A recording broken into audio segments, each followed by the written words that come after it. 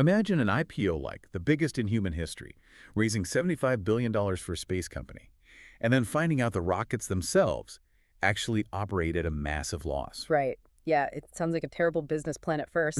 But welcome to a deep dive into the historic June 2026 SpaceX IPO. We've been looking through financial prospectuses, luxury travel journals, maritime tech blogs. And just to set expectations for you right out of the gate, we're completely bypassing rocket engineering today. Like, no thrust-to-weight ratios, no engine Yeah, specs. tons of that, yeah. Our mission is to really explore how this company is fundamentally redrawing the map of wealth creation, global mobility, and, well, the experience economy for you and everyone else. Which means we really need to look past the launch pad to understand the real financial engine here. Okay, so let's unpack this $1.75 trillion valuation. If the launch vehicles are losing money, what is actually driving this crazy wealth creation? Well, it's Starlink. I mean, that is the ultimate cash cow. Just in 2025 alone, Starlink generated $11.4 billion in revenue. Yeah, and $4.4 billion in profit. The rockets are, they're effectively just the delivery trucks for the real product. I like to look at it as like a three-stage financial rocket. Stage one is the launch business, which builds the infrastructure at a loss. Stage two is Starlink, acting as this massive cash generator. Exactly. And stage three, that's the ultimate valuation payload. We're talking about a projected $26.5 trillion market in space AI. And that space AI pivot is just brilliant when you consider the physical bottlenecks of artificial intelligence down here on Earth.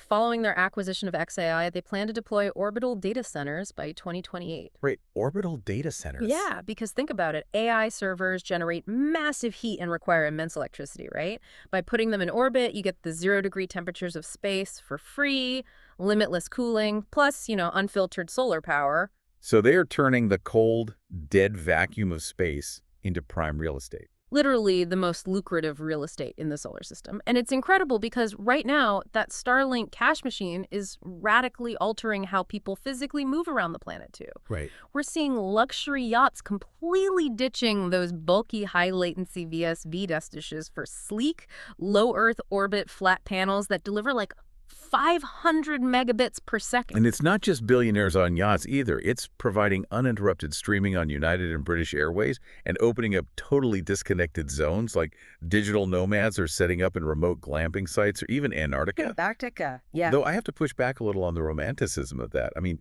if Starlink brings gigabit speeds to the absolute wilderness, does this officially kill the I'm off the grid and can't check my email vacation excuse for you?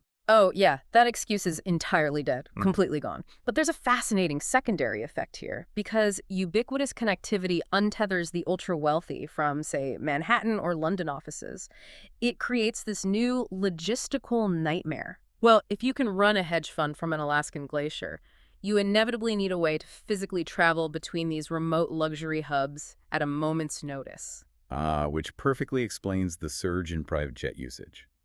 And how SpaceX is kind of intercepting that ultra-long-haul luxury market. Yes, exactly. We're developing point-to-point Earth transport to solve that exact nightmare.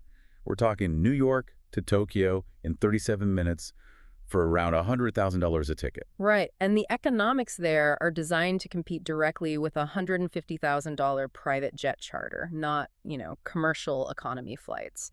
And mechanically, this isn't just flying faster through the air. It's essentially the Concorde on steroids, but instead of just pushing past the sound barrier, you are leaving the atmosphere entirely. You're launching on a suborbital trajectory, hitting the edge of space, and just dropping back down onto another continent. You're turning a 14-hour grueling flight into a morning commute.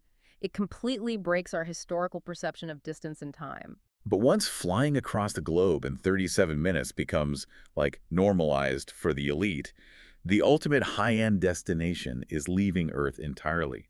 Space tourism is projected to hit $4 billion by 2032. Right. And with the International Space Station officially retiring, where are these people actually going to go? Private orbital platforms are taking over. And this is the real aha moment in these prospectuses. These platforms aren't just sightseeing hotels. They are mixing luxury tourism with highly lucrative in-space manufacturing. Manufacturing what exactly? Like overpriced souvenirs? No, things like zero-gravity pharmaceuticals and specialized fiber optics like Z-Blan. Okay, why fiber optics? Because on Earth, gravity causes convection currents as glass cools, which creates these tiny microcrystals that distort the optical signal. In the microgravity of an orbital platform, those convection currents they don't exist. Oh, wow. Yeah, so you Yeah. get perfectly clear fiber optic cables that can transmit data exponentially faster than anything made on Earth. So the tourists are essentially subsidizing the overhead for orbital factories. It's brilliant. SpaceX has evolved so far beyond a rocket manufacturer.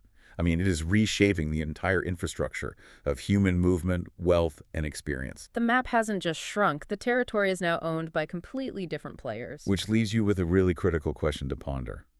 If a single corporation eventually controls the physical transport across the globe, the internet connections you use to work from anywhere, and the orbital destinations themselves, Right. are you witnessing the birth of the first true multiplanetary monopoly?